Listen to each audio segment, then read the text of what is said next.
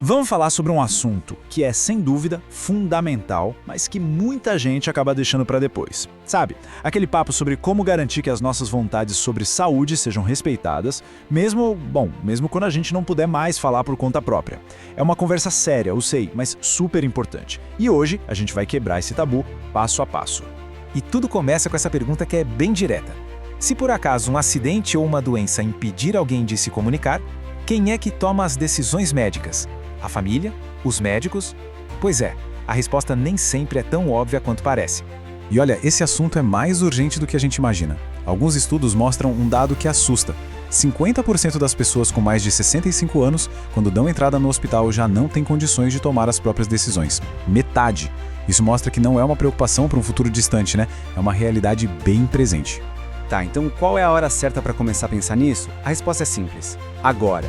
A partir dos 18 anos, os pais já não são mais os representantes automáticos, e na verdade são processo para a vida toda.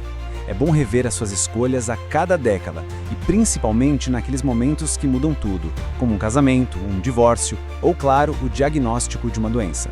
Sabe aquele ditado? É sempre cedo demais até que seja tarde demais? Pois é. A boa notícia é que existem duas ferramentas muito eficazes para garantir que a nossa voz seja ouvida. A primeira é escolher uma pessoa de confiança, que vai ser o nosso representante de saúde, e a segunda é criar um documento, o chamado Testamento Vital, que é basicamente o nosso plano de voo por escrito. Vamos dar uma olhada em cada uma delas. Vamos começar então por essa primeira ferramenta, a escolha da sua voz, ou seja, a pessoa que vai falar em seu nome. O seu representante de saúde.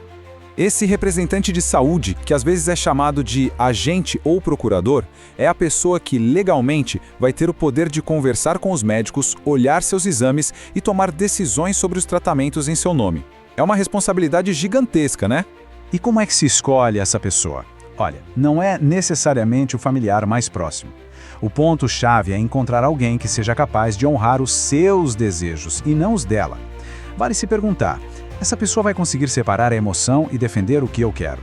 Ela vai ter firmeza para questionar a equipe médica? É uma escolha que envolve confiança e capacidade, e não só afeto. Esse slide conta uma história real que ilustra perfeitamente quem é a pessoa certa. Uma mulher perguntou ao marido e aos filhos quem deveria ser seu representante. O marido, super apegando, disse que a manteria ligada em aparelhos por 20 anos se fosse preciso. Já o filho, mais distante, disse que desligaria tudo na hora. Mas a filha deu a resposta perfeita. Eu ouvi o que é importante para a senhora e sei que isso depende do seu prognóstico. Ela entendeu direitinho o papel dela. Aplicar os valores da mãe à situação real. Essa é a pessoa. E aí, essa conversa tá sendo útil para você? Se sim, quebra um galho pra gente. Deixa o gostei aqui, se inscreve no canal para não perder os próximos conteúdos, comenta aqui embaixo com suas dúvidas e, claro, compartilha com quem você acha que precisa ouvir sobre isso. Seu apoio faz toda a diferença pra gente continuar. Bom, agora que a gente já falou sobre quem decide, vamos falar sobre o quê. Além de escolher uma pessoa, é super importante ter um plano por escrito. E é aí que entra o Testamento Vital, também conhecido como Diretivas Antecipadas de Vontade, ou simplesmente DAV. O Testamento Vital, então, é esse documento onde você registra as suas escolhas sobre tratamentos médicos. E isso é sério, tá? No Brasil, ele é reconhecido por uma resolução do Conselho Federal de Medicina, a de número 1995, de 2012, que basicamente diz que os médicos devem sim respeitar a vontade do paciente que está expressa ali no papel. E o que dá para definir nesse documento? Basicamente, os limites do tratamento. É possível deixar claro que você recusa certas medidas, como ser reanimado, ser ligado a um ventilador ou receber alimentação por sondas, principalmente se esses tratamentos só servirem para prolongar um processo de morte sem esperança de melhora. Ao mesmo tempo, você pode autorizar que o foco seja total nos cuidados paliativos, para garantir conforto e alívio da dor. O Testamento Vital ajuda a evitar uma coisa chamada distanásia.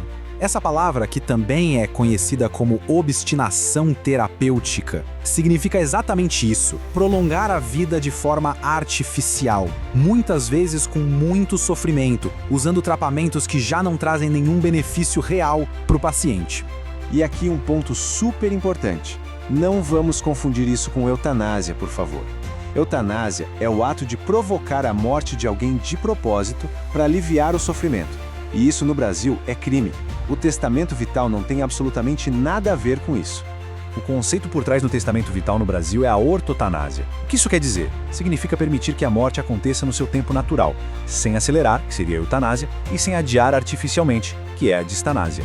É sobre ter dignidade no fim da vida, focando em cuidados paliativos. E isso sim é permitido e eticamente aceito no nosso país. Ok, então a gente já viu o quem e o que. Agora vamos para a parte prática. Como fazer para garantir que esses desejos sejam oficializados e, o mais importante, respeitados?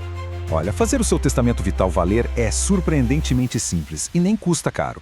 Existem duas maneiras principais. Você pode ir a um cartório de notas e fazer uma escritura pública, ou pode simplesmente conversar com seu médico de confiança e registrar tudo direto no seu prontuário. As duas formas têm validade legal e, o melhor, não precisa de advogado para isso. Outro ponto que gera muita confusão e que a gente precisa esclarecer é a diferença entre o procurador de saúde, que a gente nomeia no testamento vital, e um curador. O procurador de saúde decide apenas sobre questões médicas, seguindo as suas instruções. Ponto. Já o curador é uma figura nomeada por um juiz para cuidar de todos os aspectos da vida de uma pessoa, incluindo dinheiro, bens, são papéis totalmente diferentes. E só para reforçar a base ética por trás de tudo isso, olha que pensamento incrível. O Papa João Paulo II disse que renunciar a tratamentos exagerados não é suicídio nem eutanásia. É, na verdade, aceitar a nossa condição humana diante da morte. É sobre dignidade, não sobre desistir de viver. No fim das contas, o que fica é o seguinte: planejar os seus cuidados com antecedência é um ato de autonomia, porque garante que a sua vontade vai prevalecer. É um ato de dignidade, porque evita um sofrimento que não faz sentido. E, talvez o mais importante, é um imenso ato de amor, porque poupa as pessoas que você ama de tomar decisões muito angustiantes no momento de crise. E para fechar, fica aqui uma pergunta para a gente refletir. Se a sua voz se calasse hoje, as suas vontades estariam protegidas? Muito obrigado por dedicar seu tempo a esse tema que, como a gente viu, é tão importante. Se você quiser saber mais, dá uma explorada aqui no nosso canal. A gente tem vários vídeos sobre direitos jurídicos que podem tirar outras dúvidas sobre esse e vários outros assuntos. E se por acaso alguém precisar de uma assistência mais especializada, a gente deixou um link de um advogado aqui nos comentários, tá bem? Um abraço e até a próxima!